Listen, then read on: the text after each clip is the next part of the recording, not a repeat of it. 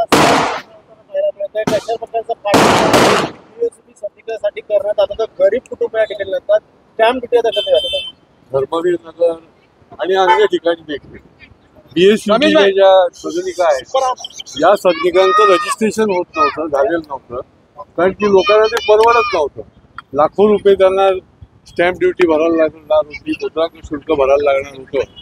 पहिल्यांदा मी 2018ला बघा, हा श्रेयवादाचा विषय नाही. पहिल्यांदा 2018ला मी हा विषय जो आहे तो मांडला.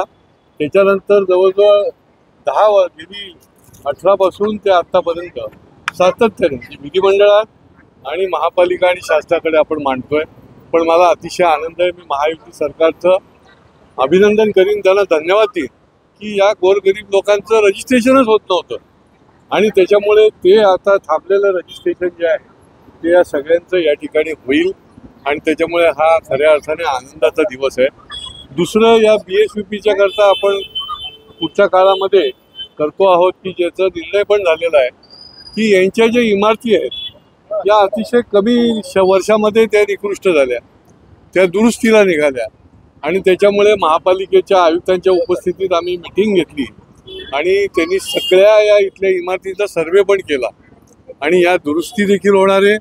इथे लिफ्टचे प्रॉब्लेम आहेत, गळती आहे, पाणी साचतं आणि त्या सगळ्या या इमारतीचं पण होणार आहे आणि त्याच्यामुळे निश्चितपणे 40-50 हजार लोकांना या 6,500 सदनिका याचा अर्थ JNRUMच्या पण होणार आणि BSUPच्या पण होणार. त्याच्यामुळे यांना निश्चितपणे त्याचा उपयोग होणार. मात्र तुम्ही येताच कुठेतरी कुणकुण लागले, तुमच्या बॅनर लागले, कुठेतरी जल्लोष होणार आहे. मात्र शिवसेनेने देखील आता संधी साधली की लगेच तिकडे देखील जल्लोष फटाकडे आणि बॅनर महायुतीमध्येच कुठेतरी किती युद्ध रंगताना आपल्याला त्यांचे तेही महायुतीमध्ये आहेत आणि त्याच्यामुळे त्यांनाही वाटलं की आपण आनंद साजरा करावा आणि त्याच्यामुळे त्यांनी पण बॅनर लावले किंवा महायुती सरकारमध्ये सगळेच आहेत. कुठेतरी एकत्र केलं पाहिजे होतं हा जल्लोष.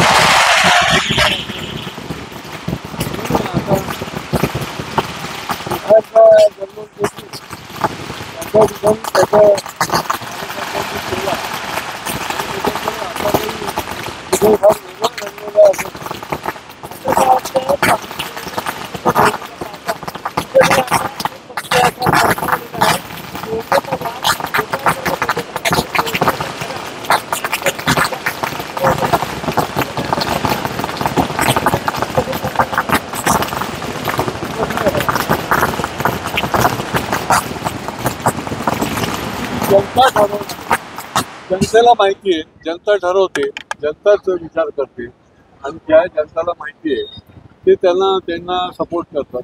या धर्मवीर नगरमध्ये अनेक प्रश्न जे आहेत ते सोडवण्याचा एक तर मी इथला लोकप्रतिनिधी आहे आणि इथली जी आमची सगळी टीम आहे ही सातत्याने, म्हणजे केवळ रजिस्ट्रेशनचा विषय नाही, पाण्याचा विषय असेल, या ठिकाणी कितीतरी बोअरवेल जे आहेत त्या आम्ही बसवल्या. 10 बोअरवेल तर आम्ही बसवल्या. आता जास्त पाण्याचा प्रॉब्लेम, अख्खी तिकडनं लाईन टाकली पाण्यासाठी.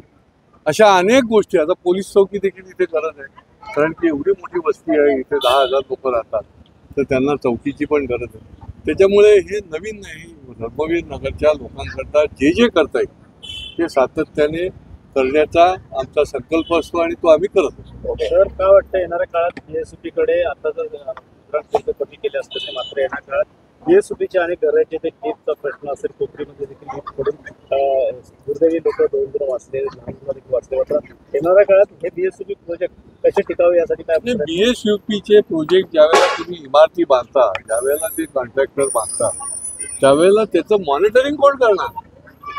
महापालिकेचं ते काम आहे की त्यांनी हे मॉनिटरिंग करायला पाहिजे. आता या काही वर्षात तर या नादुरुस्त व्हायला लागल्या, तिथल्या लिफ्ट बंद पडायला लागल्या, पाणी साचायला लागलं, हे योग्य नाही. आत्ताच जेव्हा त्यांनी सगळा दुरुस्तीचा सर्वे केला आणि तो प्रस्ताव जो आहे तो आता आयुक्तांकडे मांडणार आहे. आम्हीच मागणी करत होतो की हे करायला लागेल आणि त्याचा आता आयुक्तांनी निधी देखील मंजूर करण्याचा निर्णय घेतलेला आहे. त्याच्यामुळे दुरुस्ती होईल. पण पुढच्या काळामध्ये अशा प्रकारचं ज्या वेळेला बांधकाम होता तर ती अतिशय दर्जेदार सुविधायुक्त असली पाहिजे याच्यावर आमचा कटाक्ष राहतो. इन्कमिंग आउटगोईंग वरती कुठेतरी आता शिंदे स्वतः एकनाथ शिंदे यांनी भेट घेतलेली आहे. अमित शहाजी कुठेतरी नाराज व्यक्त केलेले, मात्र त्यांचं म्हणणं आहे की मी लढणारा हा व्यक्ती आहे. पाहायला गेलं तर वेगळं चित्र पाहायला मिळणार आहे इन्कमिंग आउटगोईंग. इन्कमिंग आउटगोईंगचा विषय जो आहे तो आता गेल्या 4 दिवसापासून सुरू आहे. मला त्याची काही मावगत नाही, पण अनेक विषयाकरता दिल्लीला जायला लागतं आणि त्याच्यामुळे ह्याच विषयाकरता गेले की नाही मला तरी काही त्याच्या संबंधातली माहिती नाही, मला अवगत नाही. तसं पाहायला गेलं तर नगर परिषदेच्या निवडणूक आहे, कशा प्रकारची ही रचना झालेली आहे येणाऱ्या काळात पुन्हा आता भाजप पक्ष कशा प्रकारे या ठिकाणी आपल्या नगर अध्यक्ष पदाच्या सीटा मिळतात. भारतीय जनता पार्टी कुठल्याही वेळेला कुठल्याही क्षणी निवडणूक लागली तर सज्ज आहे, कारण की आमची रचना संघटनची सगळी रचना जी आहे ती आम्ही सातत्याने करत आलेली आहोत आणि त्याच्यामुळे निवडणूक कधीही लागू भारतीय जनता पार्टी सज्ज आहे.